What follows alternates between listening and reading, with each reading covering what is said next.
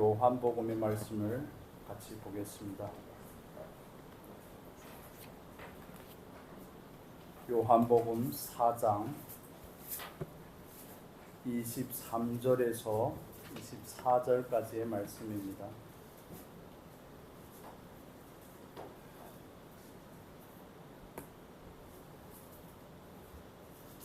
요한복음 4장 23절, 24절의 말씀 우리 같이 한 목소리로 읽겠습니다. 아버지께 참으로 예배하는 자들은 신령과 진정으로 예배할 때가 오나니 곧 이때라. 아버지께서는 이렇게 자기에게 예배하는 자들을 찾으시느니라. 하나님은 영이시니 예배하는 자가 신령과 진정으로 예배할지니라. 아멘.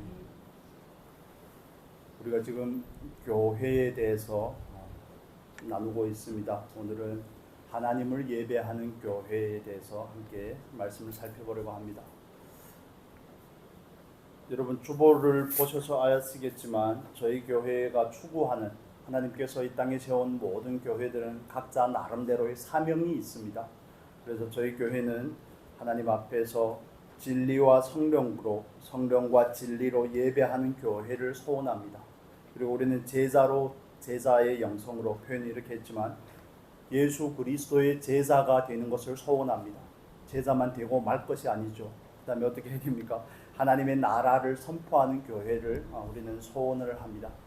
교회는 교제도 있고 예배도 있고 뭐 기도도 있고 성찬도 있고 뭐 섬김도 있고 여러 가지 요소들이 있지만 그 중에 우리가 추구하고 하나님께서 우리에게 하라고 한 그 부분들에 대해서 우리가 몇 주간을 통해서 살펴보려고 합니다. 오늘은 예배에 대한 부분을 나누겠습니다. 여러분, 전 세계적으로 한국 교회만큼 예배를 많이 드리는 교회는 아마 없을 겁니다. 저는 처음에 중국에서 신앙생활을 하다가 중국에 있을 때는 한 주에 2번, 많으면 2번 예배를 드렸습니다. 수요일 날과 주일 날 예배를 드렸는데 한국에 오니까 한 주일에 10번을 드리는 겁니다. 새벽 예배까지, 새벽 예배 주일 날 빼고도 6번 있죠. 수요일 날이 있죠. 금요일 날이 있죠. 주일 날 오전 오후 있죠. 10번을 예배를 드리는 겁니다. 그래가지고 드는 생각들이 좀 굉장히 많았습니다. 이스라엘 백성들이 타락을 할 때 제일 먼저 타락하는 게 제사장과 레위인들이 먼저 타락을 하거든요. 제사장과 레위인들이 매일 하나님을 예배를 하는데 상번제라고 해서 매일 아침 저녁으로 제사를 드리고 또 백성들이 자기 죄를 속하기 위해서 제물을 가져오면 또 그걸 제사를 드리고 또 소제도 드리고 감사제도 드리고 정말 하나님을 생각하는 그 즐거움으로 낙헌제도 드리고 그렇게 예배를 많이 드리고 제사를 많이 드리는데 왜 그들은 그렇게 많이 타락을 할까? 여러분이 타락을 했다, 한국 교회가 타락을 했다 그게 아니라 왜 그럴까? 그렇게 반복해서 예배를 드리는데 우리가 1년이면 52주잖아요. 한 주에 한 번만 예배를 드려도 52주를 52번을 드린다고요. 그런데 우리가 예배 때마다 한 번 그 들은 말씀, 예배 때마다 나에게 와서 꽂혔던 하나님께서 나에게 레마로 주셨던 그런 말씀을 내로 살기를 힘썼더라면 우리가 예수를 믿은 그 수많은 시간 가운데 우리의 삶이 이 자리에는 머물지 않지 않았을까 하는 그런 생각이 저 스스로 들었습니다. 예배를 드리는데 예배가 무엇이며 왜 예배를 드려야 되며 어떻게 예배를 드려야 되는지 이런 가장 본질적이고 근원적인 문제에서는 벗어나서 마치 구약의 레위인들이나 제사장들이 그랬던 것처럼 그게 그냥 삶이니까요. 그냥 그게 삶이고 그게 그냥 하나님 앞에서 드려야 될 마땅한 의무로서 하다 보니까 거기에는 하나님이 없을 수 있다는 그런 두려운 생각이 들었습니다. 우리가 여기서 예배하지만 정말 저와 여러분이 드리는 예배도 구약의 제사장들이 레위인들이 드렸던 예배와 달라야 됩니다. 그들과 똑같이 그렇게 관습적이고 무감각한 그런 예배가 되어서는 안 되겠다는 그런 생각이 많이 들었습니다. 하나님께서는 저와 여러분을 예배자로 부른 줄로 믿습니다. 그게 저와 여러분이 왜 예배해야 되는가 하는 이 질문에 대한 가장 확고한 답이죠. 우리는 오늘 3가지 질문을 따라서 나누려고 하는데 첫 번째는 왜 예배해야 되는가? 가장 본질적인 겁니다. 우리가 신앙생활을 하면서 그 본질이 근간이 그 근원적인 부분에서 뒤틀려지면 모든 것은 다 뒤틀릴 수밖에 없습니다.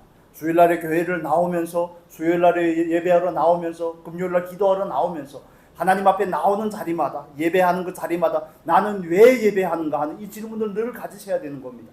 그러지 않으면 그냥 그게 외형적인 종교적인 행위에서 그칠 수가 있습니다.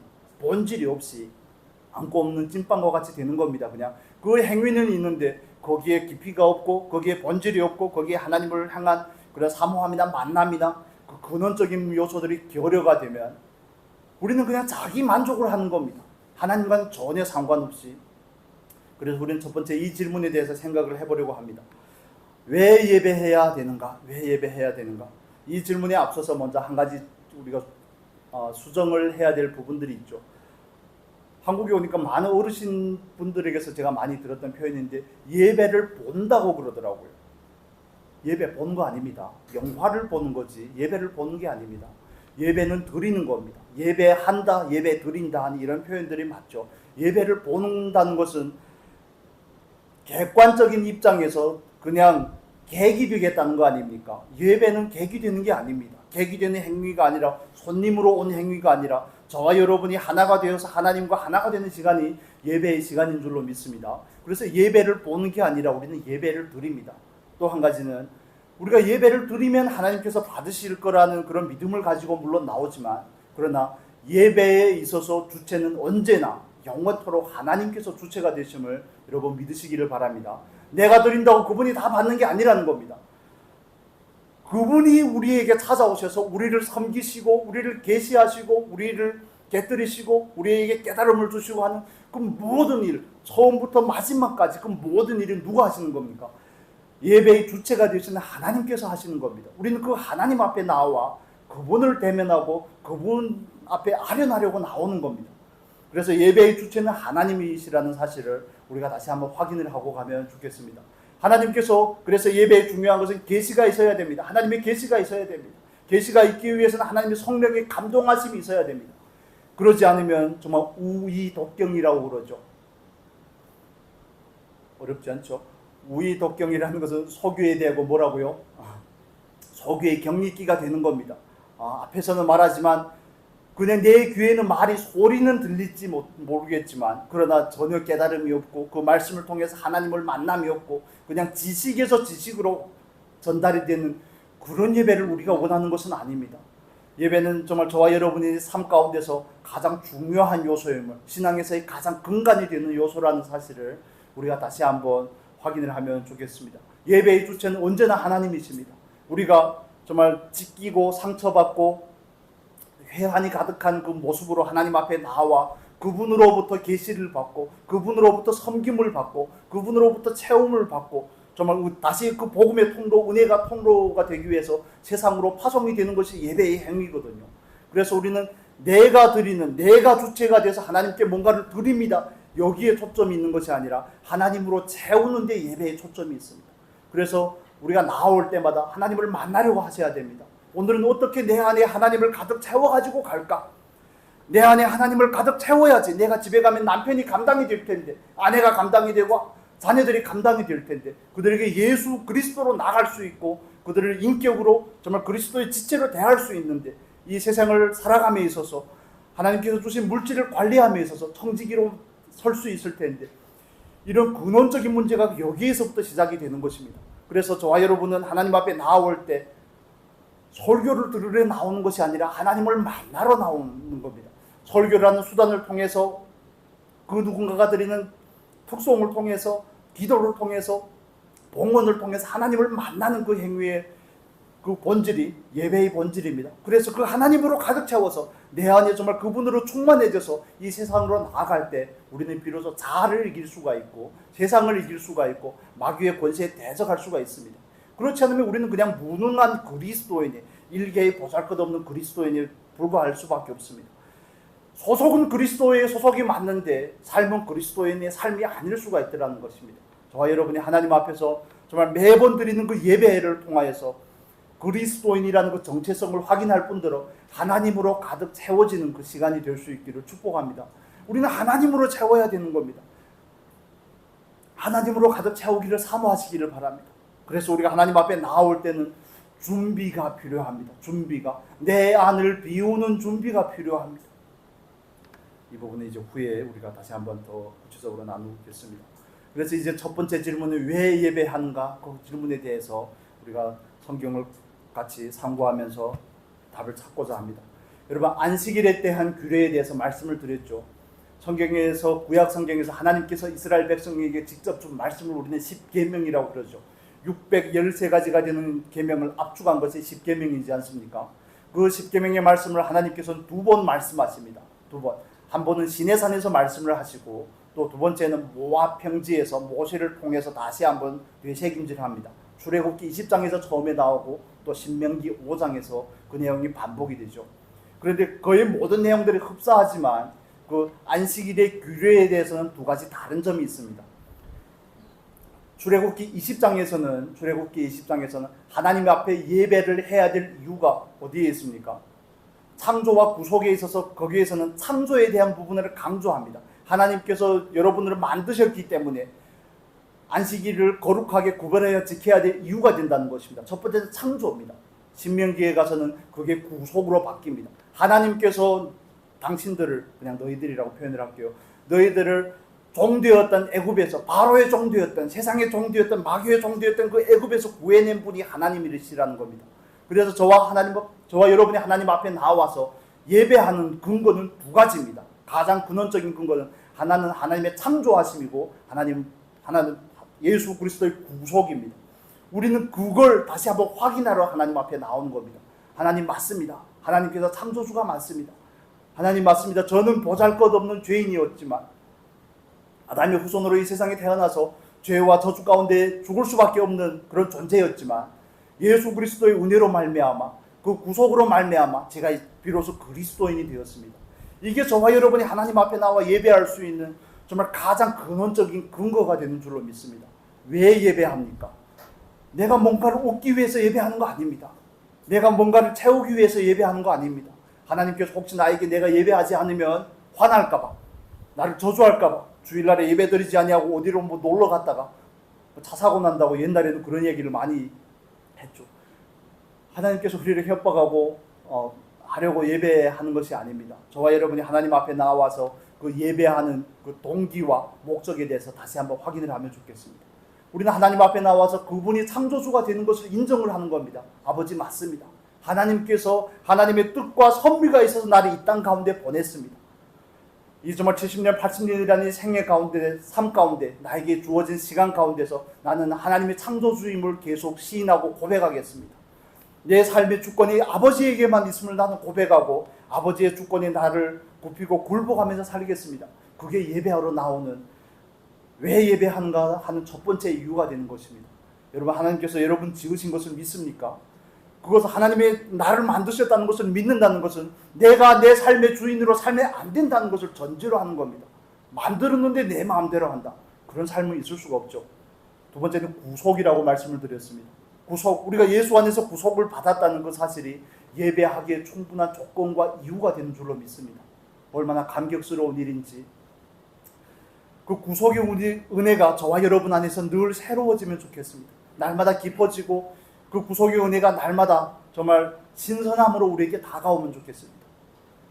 제가 처음에 시작을 할 때 구약에 있는 레위인들과 제사장들에 대해서 얘기를 드렸지만 또 열왕기에 나오는 그 늙은 선지자와 같은 그 모습들, 우리가 신앙생활을 하다 보면 이 마음에 무감각해진다는 게 제일 무서운 겁니다. 우리가 가장 두려워해야 되고 경계해야 될 일입니다. 그냥 덤덤한 겁니다. 덤덤한 거. 연애할 때 한번 눈빛만 봐도 막 설레이고 손만 만져도 찌릿찌릿하고 그러는데 이제는 손을 만져도 찌릿찌릿하지 않죠.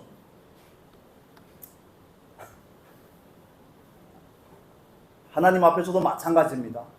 처음에는 내가 구원을 받았다는 사실이 그렇게 감격스럽다가 그러나 그게 점점 더 덤덤해집니다. 무감각해집니다. 이제는 우리가 감각을 쫓아서 하나님 앞에 예배하는 것이 아니라 우리는 내 안에 의지를 들여서 그분께 예배하는 겁니다. 의지를 들여서 나오는 겁니다. 언제 예배하러 나올 때마다 기분이 늘 좋으시던가요? 아니죠. 예배하러 나올 때마다 긴장이 되고, 전 주일 아침에 제일 긴장이 되거든요. 토요일부터 주일 오전까지 제일 긴장이 됩니다. 그래서 얼굴에다 일부러 철판을 깔고 애들한테는 너무 함부로 하는 것 같아서 너무 좀 표현을 해야 될까요? 너무 틀에 매이게 좀 너무 받아주지 않는다고 표현을 할까요? 그냥 좀 우아하게 받아주지 않고 그런 표현들. 하나님 앞에 나오는데 언젠가부터는 그런 긴장감도 없고 설레임도 없고 감각도 없고, 그렇다면 우리는 그 마음을 새롭게 하고자 하는 그 소원을 가지고 하나님 앞으로 나오셔야 됩니다. 그래서 우리가 드리는 예배가 늘 새로워야 됩니다. 설교의 내용이 중요한 게 아닙니다, 여러분. 설교의 내용은 집에 가면 아마 생각이 안 나실 겁니다. 지난주에 뭘 나누는지도 생각이 안 날 수 있습니다. 그러나 우리는 그 현장에서 하나님의 역동적인 그 역사하심을 맛보는 겁니다. 그분을 경험하는 겁니다. 성령의 만지심을 경험으로 하는 겁니다. 장황한 설교의 내용보다도 그 중에서 나에게 꽂히는 하나님께서 주시는 그 한 단어가 우리 안에 생명의 역사를 일으키고 우리 안에서 놀라운 반전을 가져오게 될 줄로 믿습니다. 우리는 그걸 살아계신 하나님을 아뢰어나려고 이 자리에 나오는 겁니다. 그렇기 때문에 왜 예배하는가 하는 이 질문에 대해서 늘 답을 가지고 나오셔야 됩니다. 늘 답을 가지고, 맞습니다. 하나님께서 나를 만드셨습니다. 그게 내가 살아가야 될 이유가 됩니다. 그렇지 않습니까? 맞습니다. 예수 그리스도가 나를 구속해 주셨습니다. 나를 구원해 주셨습니다. 그리스도가 나의 구속이 되고 나의 의가 되고 나의 거룩함이 되셨습니다. 그 은혜에 감사하는 마음으로 우리는 하나님 앞에 나오는 겁니다. 여러분, 그런 마음을 가지고 나오셨습니까? 우리는 오늘 이 자리에 어떻게 오셨습니까? 우리는 하나님 앞에 나와 예배하는 이유와 그 근원적인 목적이 무엇입니까? 주일이기 때문에, 어떤 분은 저에게 천가를 맞는다고 그러는데 천가를 맞는 게 아닙니다. 제가 뭐라고 천가를 내주고 안 내주고 어디 있겠습니까? 물론 교회의 위계 질서상 출석 체크 비슷하긴 하겠지만, 그러나 그게 아니라 하나님 앞에 우리는 마음을 드리러 나오는 것입니다. 그래서 우리는 아버지 앞에 나올 때 그분이 창조주가 되심을, 그분이 구속자가 되심을 고백하면서 나오는 겁니다. 그게 저와 여러분이 예배드려야 할 이유가 되고 존재의 의미가 되는 겁니다. 여러분, 우리가 신앙고백 소요리 문답에 대해서도 나누지만 스위스 신앙고백서에는 교회의 가장 근본적인 근원적인 의무를 예배라고 정리하고 있습니다. 제가 읽어드리겠습니다. 교회란 그리스도를 통하여 주어진 은혜의 동참자들이, 성도들을 말하는 거죠. 말씀과 성령에 의하여 예수 그리스도 안에서 참 하나님을 바르게 알고 섬기고 예배하는 무리들의 공동체라고 정리하고 있습니다. 이 많은 신앙 고백서에도 비슷합니다. 거의 내용이 비슷하게 되어 있는데, 교회의 정의, 교회가 가지는 가장 기본적인 의미가 뭐라는 겁니까? 예배하기 위해서 모였다는 겁니다. 그런데 그리스도인으로 부름을 받았는데 예배하기 싫다. 그러면 그것부터 고쳐야 되는 거죠. 하나님, 예배하기 싫은데요. 예배하는데 감각도 없고 예배하는데 무덤덤하고 그렇다면 이 가장 근원적인 문제부터 우리는 수정해야 되는 것입니다. 거기에 나를 맞춰서 나를 변화시키고자 하나님 앞에 소원을 드려야 됩니다. 예배가 무너지면 모든 게 다 무너집니다. 그래서 예배가 가장 기초가 되는 겁니다. 그래서 우리가 세 가지를 목적하고 있지만, 그래서 제일 우선적으로 목적하는 건 예배자가 되는 겁니다. 예배자가 되는 것. 그게 교회의 의미이고 저와 여러분을 부르신 하나님의 의미라는 사실을 믿으시기를 바랍니다. 내가 감정이 좋든지, 내가 기분이 상해 있든지, 상처를 받았든지, 정말 즐거운 일이 있든지 슬프든지, 내 감정에 치우치지 않고 내 생각에 치우치지 않고 정말 하나님 앞에 변함없는 마음으로 나와서 변함없는 태도를 가지고 나와서 예배해야 되는 것이 저와 여러분의 삶의 의미이고 목적입니다. 이사야서 43장 21절 잘 알지 않습니까? 내가 이 백성을 무엇 때문에 만들었다고요? 하나님을 찬송하기 위해서 만들었다고 말하죠. 그래서 먹든지 마시든지 하나님의 영광을 위해서 하라는 그 모든 맥락이 거기에서 시작이 되는 겁니다. 저와 여러분의 존재의 이유는, 교회가 존재하는 이유는 하나님을 예배하기 위해서 있습니다. 우리가 제자가 되고 우리가 더 성장하고 성숙하고 또 변화된 삶을 살고자 하는 그 모든 이유도 근원적인 이유, 궁극적인 이유는 예배자가 되기 위해서 그렇습니다. 더 좋은 예배자가 되어서 그분을 더 알고 그분의 마음을 더 알고 그분의 생각을 더 바르게 이해해서 그분이 원하시는 영적인 예배를 드리기 위해서 우리는 이 자리에 있는 줄로 믿습니다. 그래서 그 영적인 예배라는 그 단어가 가지는 의미는 합당하다는 의미를 가지고 있습니다. 그러므로 형제들아, 내가 하나님의 사랑하심을 통해 너희를 권하노니 뭐라고요? 너희 몸을 하나님이 기뻐하시는 거룩한 산제사로 드리라. 이것이 하나님께서 기뻐하시는 영적 예배니라. 합당한 예배라는 것을 의미하는 겁니다. 우리는 하나님 앞에 나와 그분으로 채울 분들은 우리를 드리러 나왔습니다. 우리를 드리러 나왔습니다. 그게 합당한 예배입니다. 여러분, 예배에 성공할 수 있는 저와 여러분이 될 수 있기를 바랍니다. 돈이 없어 무너지는 게 아닙니다. 건강이 없어 삶이 무너지는 게 아닙니다. 예배가 무너지면 모든 게 다 무너지게 되어 있습니다.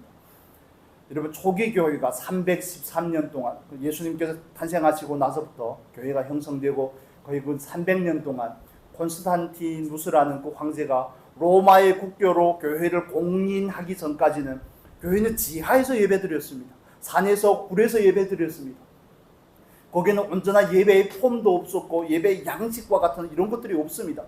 성찬이라는 것은 그냥 고작 주어진, 하나님께서 주어진 그 물과 빵과 그걸 가지고 포도주를 가지고 나누는 것이 성찬이었고요. 초기 교회 때도 그렇죠. 그런데 교회가 로마의 국교가 되고 나서 제도화되고 나서 폼이 생긴 겁니다. 먼저는 거룩하게 묵상을 해야 되고 회개를 해야 되고 찬양 송영을 드려야 되고 신앙을 고백해야 되고 이런 순서들이 생기고 제도화된 겁니다. 가톨릭에 가면 그걸 더 깊이 뿌리 깊게 느낄 수 있죠. 거기는 제의 중심으로 미사 중심으로 가니까요. 그런데 이런 제도가 있기 전에도 있었던 것은 예배입니다. 그 제도보다 더 중요한 것은 그런 제도들이 생기면서 본질이 무너졌다는 데 있습니다. 가톨릭 교회는 중세기가 되기까지 라틴어로만, 제가 라틴어로 말하면 여러분 알아들으시겠습니까? 사제들만 라틴어로 미사를 드리고 라틴어로 찬양을 드리고 얼마나 웃긴 이야기입니까? 누구 속으로 예배 드리는 겁니까? 자랑입니까 그게? 그렇게 드리다 보니까 건물은 점점 화려해지는데 예배의 양식은 정말 빈틈이 없는데 찬양도 점점 더 아름다워지는데 거기에는 본질을 잃어버리게 되더라는 것입니다. 정말 중세기에 그 건물을 지은, 교회를 지은, 성당들을 지은 그 역사들을 바라보면 예배당을 짓는 것을 보면 정말 놀랍습니다. 어떤 예배당은 200년 동안 짓습니다. 200년 동안. 정말 우리의 상상을 초월하는 것이죠. 예배를 드리기 위해서 예배당이 필요한데 온전한 예배는 드리지 않으면서 예배당만 남은 꼴이 되는 겁니다. 한국교회도 마찬가지입니다. 유럽교회의 전철을 밟고 있습니다. 우리는 지금 라오디기아 교회의 시대를 살아가고 있다는 사실을 절대 잊으시면 안 됩니다. 어느 교회에 갔더니 활력이 있다고요. 어느 교회에 갔더니 서로 교제가 잘 된다고요. 어느 교회에 갔더니 분위기가 좋다고요. 아니요. 그 교회가 예배가 어떤지를 봐야 됩니다. 그 교회에서 드리는 예배가 하나님의 역사하심이 있는 예배인지, 하나님을 만나는 예배인지, 성령의 감동함이 있는 예배인지, 올바른 진리가 선포되는 예배인지를 봐야 되는 것입니다. 건물이 화려하다고요. 헌금이 많이 나온다고요. 성도님들이 많이 모인다고요. 그 교회에 나오시는 분들은 다 사자 돌림이라고요. 그래서 어쩌겠습니까? 예배는 그 양식에 있는 게 아닙니다. 화려함에 있는 것이 아닙니다. 단적인 예로 다윗이 왕이 되고 사무엘하 6장에 나오는 누구의 얘기입니까? 다윗이 왕이 되고 나서 제일 먼저 법궤를 옮겨오고자 했습니다. 그런데 그 법궤를 옮겨갈 때 다윗이 사람을 얼마나 데리고 갑니까? 퀴즈입니다. 몇 명을 데리고 가죠? 3만 명을 데리고 갑니다. 3만 명을. 그게 법궤를 옮겨오는 일이 레위인 몇 사람이 가서 메고 오면 될 일인데, 그런데 그런 폼을 가지고 가는데 막상 하나님께서 매라는 그 법궤는 매지 않고 술에 싣고 오다가 그 사다리 난 거 아니겠습니까? 우사가 만져서 죽고. 그래서 우리가 근원적으로 살펴야 되는 것은 그 외적인 화려함이 아닙니다. 외적인 양식이 아닙니다. 저희 교회는 이게 많이 간소화되어 있죠. 간소화되어 있습니다. 뭐 다른 교회 가니까 순서가 더 복잡하던데요, 더 많던데요. 뭐 우리 교회는 이렇게 적습니까? 많습니까? 왜 앉아서 예배드립니까? 요즘 그런 또 일부 교회들은 말씀을 읽을 때는 다 서서 받습니다.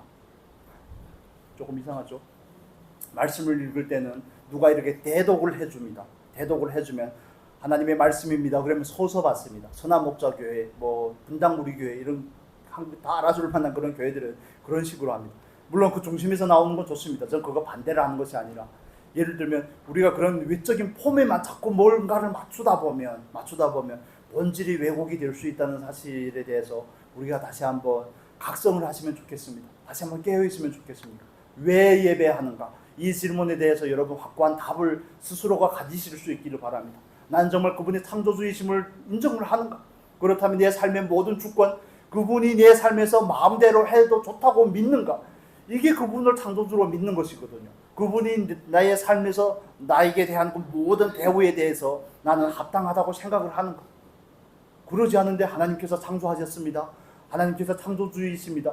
그건 그냥 립 서비스에 불과한 것입니다. 우리는 근원적인 문제를 다시 한번 짚고자 하는 것입니다.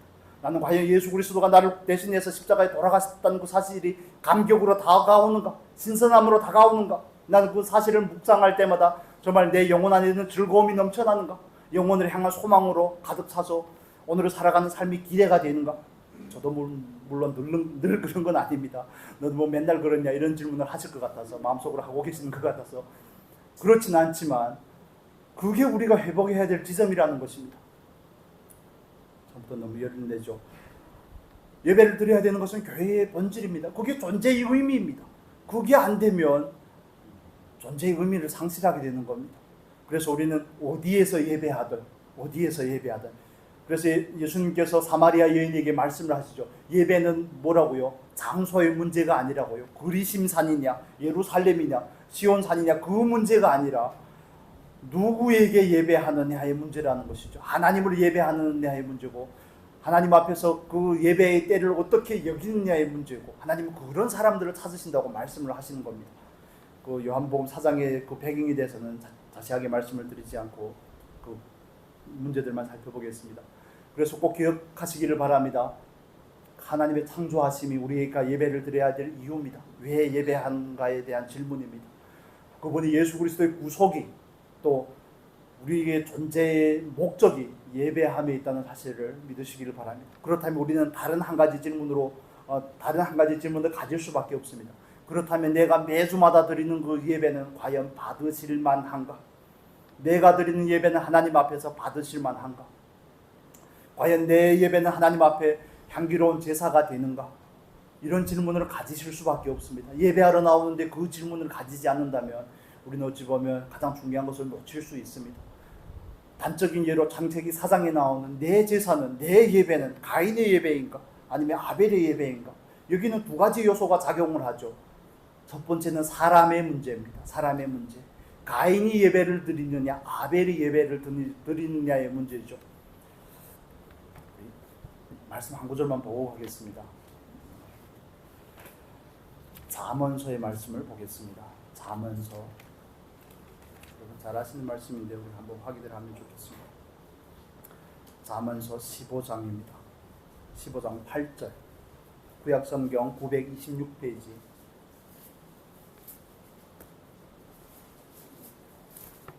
잠언서 15장 8절입니다. 같이 읽겠습니다. 악인의 제사는 여호와께서 미워하셔도 정직한 자의 기도는 그가 기뻐하시느니라. 제사를 드렸느냐 기도를 드렸느냐가 문제가 아니고 뭐가 문제라는 겁니까? 드리는 사람이 악한 사람이냐 아니면 정직한 사람이냐의 문제가 있다는 겁니다. 요한일서의 말씀을 한번 볼까요? 요한일서에는 가인에 대해서 이렇게 묘사를 합니다.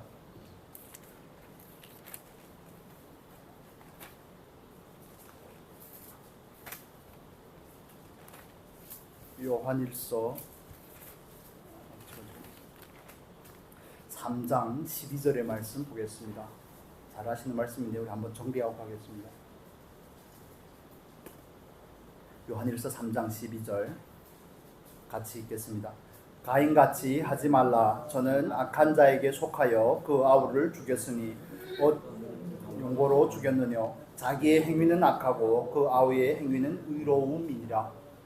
아멘. 우리가 하나님 앞에 나와서 내가 드리는 예배는 하나님 앞에 받으실 만한가 하는 질문을 가지면 두 가지 것을 고려해야 됩니다. 나는 하나님 앞에서 정직한 사람인가 악인인가? 여기서 말하는 악인이라는 것은 하나님의 율법을 따라 말씀을 따라 사는 삶에 충실하지 않는 삶을 의미하는 것입니다. 물론 여기서는 속하여라고 이렇게 표현하기도 하지만 그렇다면 나는 하나님 앞에서 어떤 사람인가 하는 질문을 반드시 가지셔야 됩니다. 나는 한 주일의 삶을 어떻게 살아왔는가? 뭐 늘 완벽하게 살라 그런 게 아닙니다. 나는 어떤 중심을 가지고 사는가? 그 다음에 우리가 두 번째로 고려해야 될 문제는 히브리서 11장 6절의 문제입니다. 우리 신약으로 왔던 김에 앞으로 넘겨서 히브리서 11장 6절 보겠습니다. 4절을 먼저 읽겠습니다. 4절. 히브리서 11장 4절을 읽고 6절을 읽겠습니다. 4절 같이 읽겠습니다. 믿음으로 아벨은 가인보다 더 나은 제사를 하나님께 드림으로 의로운 자라 하시는 증거를 얻었으니 하나님이 그 예물에 대하여 증거하심이라. 저가 죽었으나 그 믿음으로 오히려 말하느니라. 6절 믿음이 없이는 기쁘시게 못하나니 하나님께 나아가는 자는 반드시 그가 계신 것과 또한 그가 자기를 찾는 자들에게 상 주시는 이심을 믿어야 할지니라. 아멘. 믿음의 문제입니다. 아벨의 제사는 제물의 내용물의 관계가 있는 것이 아니라 그 사람이 누구냐. 두 번째는 믿음으로 나아가느냐 나아가지 않느냐. 우리가 예배하러 나올 때 우리가 가지는 소원이 있지 않습니까? 하나님, 제가 드리는 예배를 받아주십시오. 우리는 이 믿음으로 나아가는 겁니다. 저는 부족하고 저는 온전하지 않지만 우리가 나아가는 거, 하나님 앞에서 내세울 만한 게 뭐가 있습니까? 보혈의 공로와 예수 그리스도의 이름밖에 없습니다. 우리는 그 약속의 말씀을 가지고 하나님 앞에 나와 예배하는 것입니다. 너희가 이제까지는 내 이름으로 아무것도 구하지 아니하였지만 이제부터는 내 이름으로 구하라고 그러지 않습니까? 그래서 우리는 예수의 이름으로 나와 예배하고 찬양하고 기도하고 그분 앞에 나오는 것입니다. 우리의 유일한 근거는 예수 그리스도입니다. 그래서 우리는 두 가지를 살펴야 되는 겁니다. 나는 믿음으로 예배드리는지, 아니면 나는 하나님 앞에서 어떤 사람인지, 나는 하나님의 말씀대로 살고자 하는 사람인지, 하나님의 말씀을 가볍게 여기는 사람인지. 말씀대로 살고자 하는 사람은 말씀을 사랑하는 사람입니다. 하나님을 사랑하는 사람입니다. 그런데 우리의 삶 가운데 난 한 주간의 삶을 그렇게 살았는지, 이런 부분들을 반성하면서 회개하면서 하나님 앞에 나아가는 것입니다. 이런 근원적인 질문들을 우리가 조목조목 정리를 하면 좋겠습니다. 그렇다면 우리는 이제 큰 두 번째 주제로 넘어가야 됩니다. 그러면 예배가 무엇인가? 왜 예배하는가에 대한 질문을 가졌다면 이제는 예배가 무엇인가?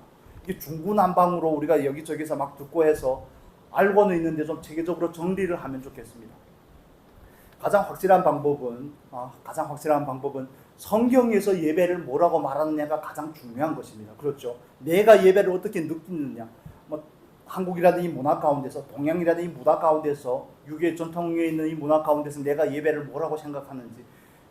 우리는 예배하면 바로 제사와 직결이 되죠. 그냥 그 안에서 그렇습니다. 유교적인 전통 때문에 그런 것인데, 그러나 성경에서 예배라는 단어를 어떻게 사용하는지를 보면 그 근원적인 부분들을 우리가 정리할 수 있습니다. 네 가지 측면으로 말씀을 드릴 수 있습니다. 네 가지 측면으로. 구약 성경에는 예배라는 단어가 두 가지로 쓰여지는데, 한 단어는 경배하다는 의미를 가지고 있습니다. 엎드려 절하다, 몸을 굽히다. 이걸 제가 히브리어를 잘하는 건 아니지만 여러분의 이해를 돕기 위해서 샤하라는 표현을 씁니다. 샤하. 야곱이 창세기 47장 31절에서 그 요셉에게 유언을 남기고 나서 나를 어디에 묻으라고요? 가나안 땅에 있는 그 선영에 묻으라고 말하고 나서 우리가 잘 아는 말씀이죠. 제가 찾지 않고 읽어드리겠습니다. 야곱이 또 가로되 내게 맹세하라. 맹세하니 이스라엘이 침상머리에서 경배하니. 이거 예배라는 표현으로 씁니다. 구약에서는 이걸 말합니다. 엎드려 머리 숙여 경배하는 겁니다. 삼보 일배, 또 라마교 같은 경우에는 오체 투지 이런 걸 보셨을 겁니다. 우리가 명절에 어른들에게 하는 절은 소례라고 그러죠. 소례라고 그래서 손과 무릎만, 세 부분만, 두 무릎과 손만 이렇게 하나님이 아니죠. 어른들 앞에 드리는데 대례라고 있습니다. 그건 오체 투지 5군데가 다 맞는 것을 이렇게 납작 엎드리는 것을 말합니다. 우리가 드리는 예배는 소례죠. 이런 것까지는 알 필요는 없지만, 그래서 예배는 하나님 앞에 와서 엎드리는 행위입니다. 엎드리는 행위라는 것은 완전히 굴복한다는 의미를 가지는 겁니다. 굴복한다는 것은 하나님께서, 이게 창조와 연결이 되는 건데, 하나님께서 나를 어떻게 하셔도 좋습니다가 엎드리는 겁니다. 여러분, 우리가 이 의미를 좀 이해하시면 좋겠습니다. 엎드린다는 것은 주도권이 나에게 있지 않음을 고백하는 행위입니다. 하나님, 제가 이런 문제, 삶의 문제, 환경의 문제, 인간관계의 문제, 많은 문제를 가지고 하나님 앞에 나왔습니다. 그렇지만 거기에 대한 주권은 하나님 앞에 있습니다. 엎드려서 그분에게 온전히 굴복하는 행위입니다. 야곱 평생에 정말 그 침상머리에서 하나님을 경배하는 모습, 유언까지 남기고 경배하는 그 모습이 야곱의 일생 가운데 정말 어찌 보면 가장 아름다운 모습이 아니겠습니까? 히브리서에서는 야곱이 지팡이를 의지하여 하나님을 경배하니 예배하니 이렇게도 표현을 하는데, 정말 저와 여러분이 하나님 앞에 나올 때마다 하나님 앞에 정말 납작 엎드립니다. 하나님 앞에 온전히 굴복하겠습니다. 이 마음의 자세로 가지고 나오실 수 있기를 바랍니다. 이건 정말 중요한 것입니다. 굴복한다는 것을 맡긴다는 것을 의미하는 겁니다. 이제는 내가 주도하지 않겠습니다. 사람의 마음으로 자기의 길을 계획할지라도 그 걸음을 인도하시는 이는 누굽니까? 하나님이심을 다시 한번 고백해 드리는 겁니다. 하나님 앞에 나올 때는 정말 문제투성이로 나오지 않습니까? 단순하게 문제를 해결받고자 나오는 것은 아니지만 삶을 살아가면서 실제적이고 현실적인 문제들이 너무 많더라는 겁니다. 너무 많습니다. 저에게도 엄청난 문제들이 있죠. 여러분에게도 문제들이 많을 겁니다. 그러나 우리가 그 문제를 통하여 하나님 앞에 나와 문제 해결보다는 그분으로 채움을 받다 보면 그 문제를 때로는 감당할 힘이 생기고요. 하나님께서는 때로는 그 문제를 해결해 주시기도 하십니다. 그래서 우리는 납작 엎드려서 그 모든 삶의 모든 여건과 모든 삶의 관계 가운데 그 복잡한 것들을 하나님 앞에 다 내려놓는 겁니다. 맡기는 겁니다. 엎드리는 겁니다. 내가 이제는 어떻게 좌우하지 않겠습니다. 이 자세가 저와 여러분에게 있기를 예수님의 이름으로 축복합니다. 이렇다면 뻣뻣하면 안 되겠죠. 태생적으로 뻣뻣한 건 어쩔 수 없지만 우리가 하나님 앞에서 마음이 높아지면 안 된다는 겁니다. 목에 기부스를 하고 나오는 데는 교회가 아닙니다. 정말 납작 엎드려서 나와야 되는 것입니다. 맡기고 그분께서 하실 수 있도록, 그분이 정말 저와 여러분이 하나님 앞에서 그렇게 했으면 좋겠습니다. 삶의 여백을 그분에게 좀 내어드리면 좋겠습니다. 앞뒤를 이렇게 빡빡하게 쓰지 말고 빈자리를 좀 내어드리십시오. 하나님 앞에 그분이 역사할 수 있도록. 어떻게 삶의 모든 프로그램을 그렇게 완벽하게 자꾸 짜십니까? 하나님께서 정말 역사할 틈도 없이 너무 안 짜고 계십니까 혹시? 그분이 역사할 수 있는 틈을 좀 두십시오. 내가 다 교회 가고 내가 다 설계하고 내가 다 추진하라고. 하나님 그럼 뭐 하시라고요? 그러니까 예수님께서 문 밖에 나가서 이거나 하고 계시는 거 아닙니까? 놓고나 하고 계시는 거 아닙니까? 정말 그분이 저와 여러분 안에 들어와서 함께 먹고 더불어 먹고 마시는 그런 놀라운 역사가 있기를 원합니다. 정말 납작 엎드릴 수 있는 은혜가 있기를 바랍니다. 두 번째는 아바드라는 단어를 씁니다. 첫 번째는 샤하, 두 번째는 아바드라는 표현을 쓰는데, 아바드라는 단어는 섬기다, 봉사한다는 이런 의미를 가집니다. 그래서 구약적인 의미로 예배를 정리하면 하나님께 맡기고 하나님을 섬기는 것을 말합니다. 그런데 여기서 제가 오늘 이거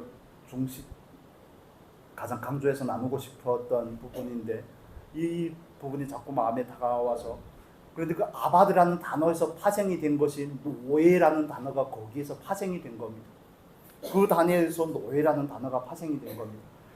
그 어떤 의미냐면, 노예가 하나님 앞에서 봉사하는 것은 자기의 주권이 없습니다. 자기의 뜻이 없습니다. 자기의 재산이 없습니다.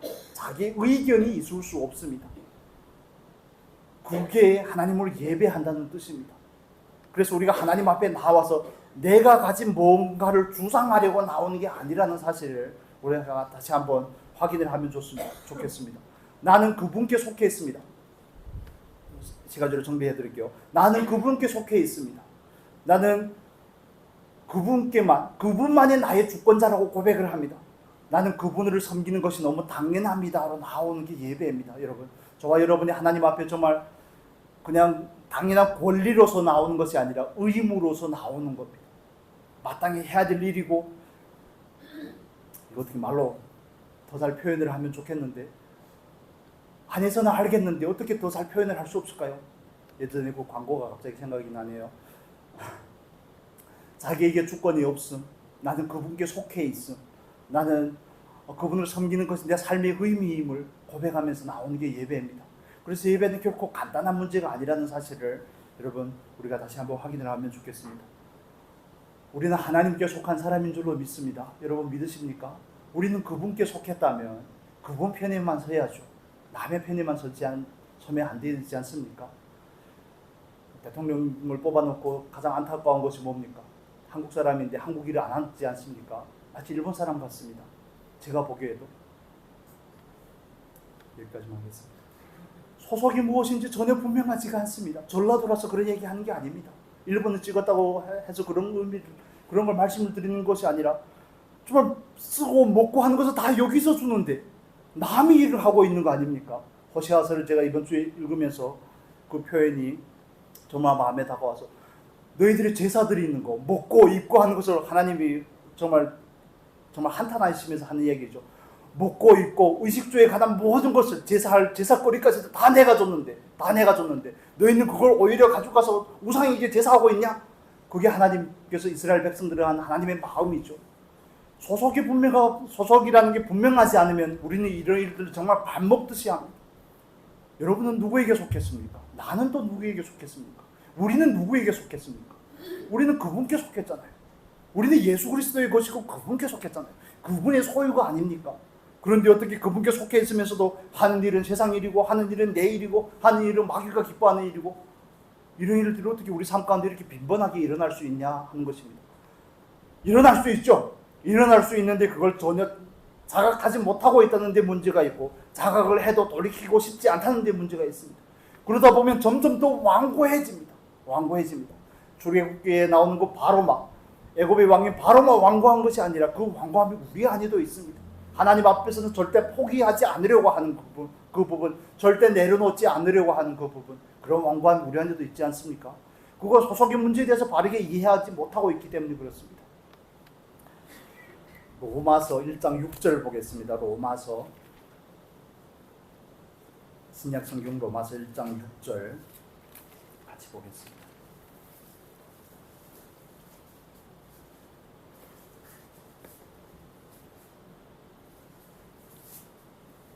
로마서 1장 6절 같이 읽겠습니다. 너희도 그들 중에 있어 예수 그리스도의 것으로 부르심을 입은 자니라. 아멘. 사도 바울은 로마 교회를 향하여서 이 서신을 쓰면서 자기가 하나님께서 자기를 어떻게 불렀는지, 어떻게 사도로 불렀는지, 하나님의 종으로 사도로 불렀는지에 대해서 표현을 하면서 너희도 그들 중에서 예수 그리스도의 것으로 부르심을 받은 자니라. 저와 여러분은 예수 그리스도 안에 있는 자고 예수 그리스도의 것이고 예수 그리스도에게 속한 것인 줄로 믿습니다. 이건 정말 소속의 문제이고 가장 중요한 부분의 문제입니다.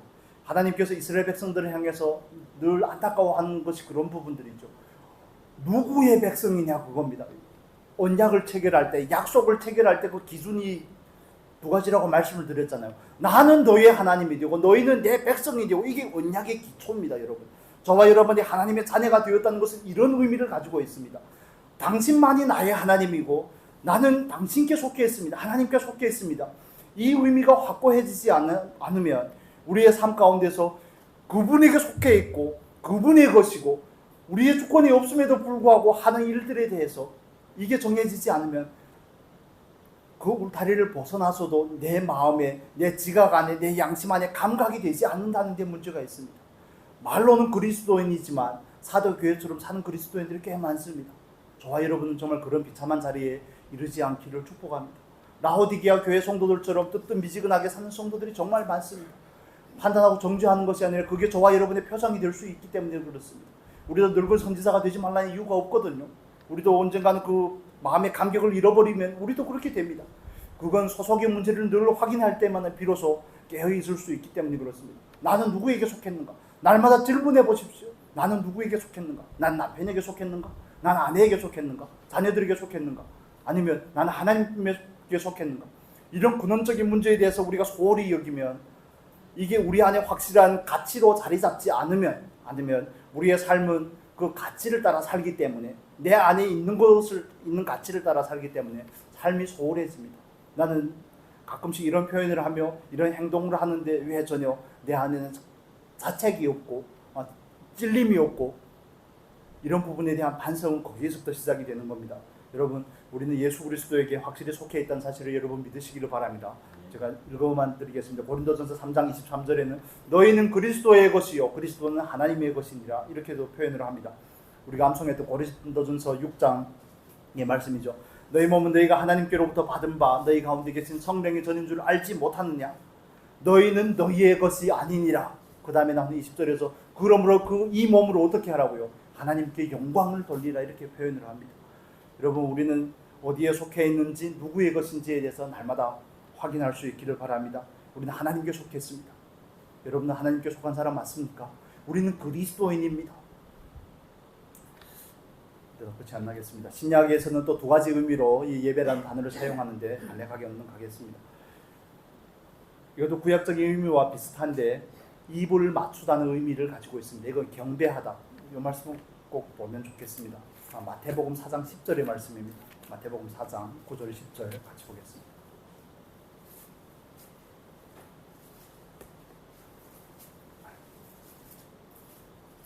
마태복음 4장 9절에서 10절 8절부터 읽겠습니다.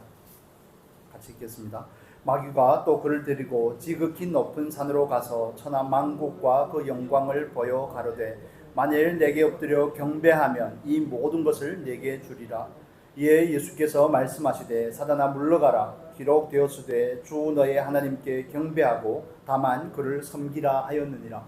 4장 10절이 굉장히 중요한 구절입니다. 신약 성경에 나오는 예배, 경배에 대한 단어가 두 단어가 이 본문의 10절에 나옵니다. 경배하고 섬기라. 이게 신약에서 말하는 예배의 의미입니다. 첫 번째 경배하다는 단어는 프로스퀴네오라는 의미를 가진데 이것은 입을 맞추다는 것을 의미합니다. 입을 맞추는데 종이 주인의 발에 입을 맞추는 것을 의미합니다. 이건 단순한 굴복의 의미를 넘어서서 하나님 앞에 나와서 온전히 순종을 하겠다는 것을 의지를 표명을 하는 겁니다. 하나님께서 모세를 부를 때 또 여호수아에게 가나안 입성을 앞둔 여호수아에게 나타나서 뭐라고 말합니까? 내 발에 신을 벗으라 이렇게 표현을 하죠. 그것과 같은 일맥상통한 얘기라고 할 수 있습니다. 탕자가 집을 나가서 아버지를 떠나서 집에 나가다 돌아올 때 아버지가 그에게 신겨주는 게 뭐가 있습니까? 신이 있죠. 옷을 입히고 신발을 신겨주고 가락지를 끼워줍니다. 신발은 그의 신분을 말합니다. 권위를 말합니다. 권위. 그렇기 때문에 우리가 하나님 앞에 나와서 이 표현을 따라서 주인의 발에 입을 맞추는 이 행위는 신약에서 말하는 예배의 의미인데 하나님 앞에 온전한 굴종을 의미합니다. 온전한 순종, 온전히 순종하겠습니다 하는 이런 의미를 가집니다. 그렇지만 종으로서 하나님과 가까이 하겠습니다 하는 의미도 가지는 것입니다. 그건 관계의 문제죠. 두 번째로는 여기서 표현하는 섬기다는 뜻인데 4장 10절에 나온 것처럼 너의 하나님께 경배하고 다만 그를 섬기라 하였느니라. 여기서 말하는 섬기다는 것은 하나님만이 유일한 경배의 대상이라는 것을 의미하는 겁니다. 돈도 섬기고 건강도 섬기고 남편이나 아내도 섬기고 세상도 섬기고 이런 의미가 아니라 자녀도 섬기고 이런 의미가 아니라 하나님만이 유일한 경배의 대상입니다 하는 그것이 신약에서 가지는 두 번째 의미입니다. 이건 라투리오라는 표현인데 이 표현이 로마서 12장 1절의 표현입니다. 너희가 들을 영적 예배니라 할 때 그 예배가 이 단어를 말하는 겁니다. 하나님만이 나의 유일한 경배의 대상입니다. 예배의 대상입니다. 자녀일 수 없습니다. 돈일 수 없습니다. 건강일 수 없습니다. 세상과 세상 것일 수 없습니다. 내 소욕일 수 없습니다. 내 자존심일 수 없습니다. 내 욕망일 수 없습니다. 오직 하나님만이 내가 마땅히 예배해야 될 대상입니다. 이것이 예배가 가지는 그런 의미입니다. 여러분 저는 그런 생각이 든 적이 있습니다. 한국에 와서 여러분 공항 같은 데 가면 또 요즘에는 마약 탐지견이라고 있죠. 마약 탐지견을 쓰는데 한반도에는 굉장히 좋은 견종이 두 개, 여기서 말하는 견은 개를 말하는 겁니다. 그냥 고급지게 안 하고 개의 종류가 두 가지가 있죠. 북한에는 풍산개가 유명하고 한국에는 전라도 진도군에 있는 진돗개가 유명합니다. 그래서 그런 질문이 들었습니다. 비행기 타고 한국 가고 오고 할 때마다 천연 기념물 56호입니다. 진돗개 53호입니다. 숫자가 헷갈렸네요. 그런데 진돗개가 그렇게 우월한데 왜 공항에서는 쓰지 않는지 이런 질문이 들더라고요. 별 질문이 다 들죠. 진돗개가 그렇게 좋은 견종인데 왜 공항에서 마약 탐지견으로 쓰면 딱 좋을 것 같은데 그런 생각이 드는데 그런데 거기는 이유가 있습니다. 마약 탐지견은 한 주인이 한동안만 케어할 수 있습니다. 여러분 세상에 나쁜 개는 없다 이런 프로그램을 여러분 보셔서 알죠. 강병욱 요즘에는 대통령보다 더 유명하지 않습니까? 개통이라고 그러는데 그런 거 봐서 아시는 것처럼 그런데 진돗개를 그런 견종으로 쓸 수 없는 이유는 진돗개는 한 주인만 섬긴답니다. 그래서 뉴스 같은 데 가끔씩 보죠. 주인 찾아 산만리 이런 거 보지 않습니까? 두 번째 주인에게 팔려갔는데 원래 주인 집으로 찾아오는 겁니다. 그래서 그런 견종은 마약 탐지견은 진돗개는 캔슬입니다. 안 됩니다. 다음 주인을 받아들이지 않기 때문에 견종이 우수하지가 않아서 하나님만이 유일한 예배자라는 얘기를 하려고 진돗개 얘기까지 해야 되겠습니까? 그런 것과 마찬가지입니다. 그런데 그런 마약 탐지기는 보통 셰퍼드를 많이 쓰죠. 독일산. 그건 뭐 주인 상관없습니다. 그냥 기능적으로만 하는 거죠. 그러나 저와 여러분은 그렇지 않습니다. 하나님만이 우리의 삶의 유일한 예배자가 되어야지 비로소 예배에 성공할 수 있습니다. 그분만 섬기시는 저와 여러분이 될 수 있기를 바랍니다. 정말 늘 안에서 깨어 있으려고 하시면 좋겠습니다. 그냥 안일함에 젖어서 아니면 내 욕망이나 내 사욕에 젖어서 이런 문제들을 가볍게 여기시면 안 됩니다. 그분께 나아가서 그분만이 온전한 예배자가 됨을 반복해서 시인하고 고백하는 이런 은혜가 있기를 바랍니다. 그래야지 그게 우리 안에서 더 확고하게 자리 잡을 수 있습니다. 다른 의미로 말하면 그분만이 예배자가 된다는 것은 나는 그분만을 예배하고 그분만을 의지하고 그분에게만 맡기겠습니다. 그분 외에는 다른 것을 의지하지 않겠습니다 라는 것을 말합니다. 왜 바알을 섬기고 왜 아세라를 섬깁니까? 그것들이 자기의 욕망을 만족시키기 위해서 그런 것이죠. 그런데 우리가 하나님 앞에 나와 하나님만 예배하겠습니다 라는 것은 하나님을 향해서 온전한 의지하는 그런 행위인 것입니다.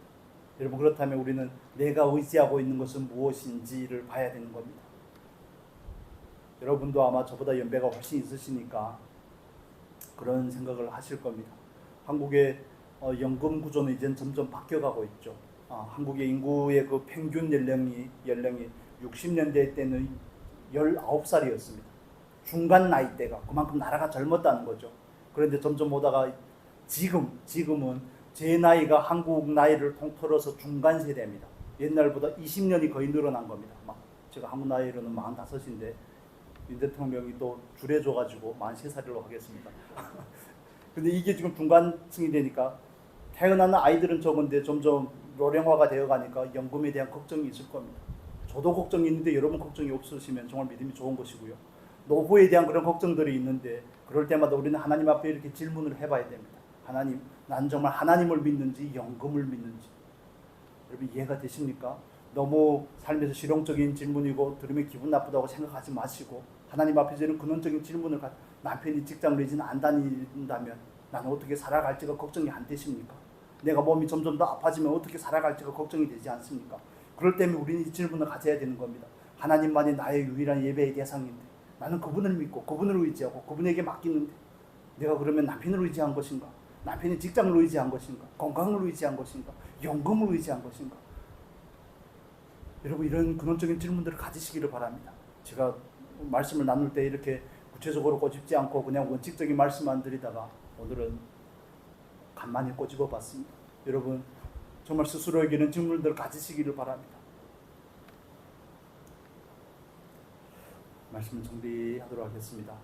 교회는 예배하기 위해서 존재하는 공동체입니다. 왜 예배하느냐? 예배란 무엇이냐? 우리는 이 부분에 대해서 그나마 조금 체계적으로 나누었습니다. 우리는 정말 하나님 앞에서 많은 것들을 점검해야 될 부분들이 많습니다. 정말 저와 여러분이 하나님 앞에서 온전한 예배자가 되는 그날까지 정말 추구를 버리지 않을 수 있기를 바랍니다. 늘 점검하며 믿음으로 나아가 하나님 앞에 정말 합당한 예배, 영적인 예배를 드리는 성공한 예배자가 될 수 있기를 예수님의 이름으로 축복합니다. 기도하겠습니다. 거룩하신 아버지, 하나님만이 우리의 유일한 예배의 대상이 되심을 우리가 고백합니다. 하나님의 창조하심과 그 하나님의 구속하심과 정말 하나님께서 우리를 향한 그 놀라운 섭리와 은총에 우리가 늘 화답하기를 원합니다. 아버지, 오늘도 예배 자리에 나와서 하나님으로부터 하나님을 채우고 하나님을 공급받고 갈 수 있는 은혜를 주심을 감사합니다. 아버지, 우리가 이 세상을 살아갈 때 하나님을 나타내며 증거하며 살아갈 수 있도록 또한 은혜를 더하여 주옵소서. 왜 예배를 드려야 되는지, 예배가 무엇인지 이런 내용들이 지식으로만 머무르지 아니하고 정말 우리의 삶 가운데서 우리의 신앙의 근간을 바로잡는 그런 질문들이 될 수 있기를 원합니다. 아버지 앞에 나와 온전한 예배자가 될 수 있기까지 우리를 성령께서 인도하여 주시옵소서. 이 시간 예배하는 주의 백성들 주께서 축복하여 주옵소서. 영육간에 강건케 하여 주옵소서. 아버지, 몸이 힘들어 하는 성도님들이 있습니다. 주여, 최한식 성도님 긍휼히 여겨 주시옵소서. 아버지, 우리 위집사님도 긍휼히 여겨 주시고 우리 이번에 계시는 강권사님 또 복원사님 주여 굽어 살펴 주시옵소서. 주의 은혜가 늘 함께 하셔서 강건함으로 하나님께서 주신 그 생명의 날을 하나님을 예배하는 예배자로 세워줄 수 있도록 축복하여 주시옵소서.